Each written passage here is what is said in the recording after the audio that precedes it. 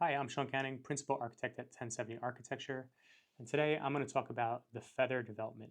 So the feather development is a project where we're taking an existing home with a large backyard, and we're going to put two duplexes of ADUs behind the existing home. This brings the total unit count to 5.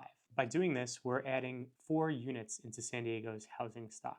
So this helps greatly with the housing crisis. We are using the ADU bonus program, which means 1/4 of the new units are going to be rented at affordable rates. But an important distinction here is while we're using the ADU bonus program, we're not abusing the ADU bonus program. So in total, we're really only adding 4 units. This project is designed in a modern style. So we have vaulted ceilings on the second story, and we have a first floor unit below. So it's basically first floor, 1 bedroom and 1 bath unit with a second story, 1 bedroom, 1 bath unit over the top. And when you do this, there's some considerations with that flooring material. So you want to make sure that you have a 1-hour fire rating in that floor. You also want to make sure you have a 50 sound transmission class and a 50 impact isolation class so that the tenants below don't hear the tenants walking around or dropping things on the floor above. And that's a requirement anytime you have one unit over another. We do keep these structures to duplexes rather than triplexes or greater because that allows for some more exterior space, which we consider an ideal in San Diego. But it also allows us to keep the construction fairly simple, and it reduces the permit fees to the greatest extent possible because the combination permit is basically your best bet for these types of infill development permit projects. A couple other features I want to point out on this one. While it is a 1 bedroom unit, we did sneak a pretty large walk-in closet here.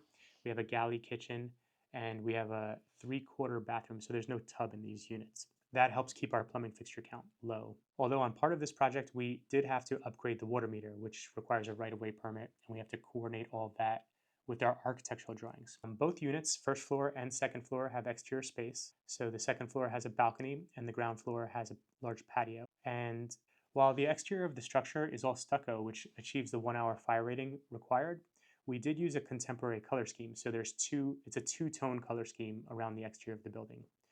One of the biggest challenges on this project was coordinating the exterior balcony because there's no posts on this balcony.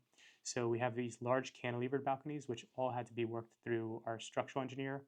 And then we had to make sure it was all coordinated with the architectural set. And the balconies extend like 8 feet without a post, so it's pretty significant. This project was finished around $375 a square foot, and we were lucky to have a great client and a great contractor on this one. And in our experience, that generally makes for a great project.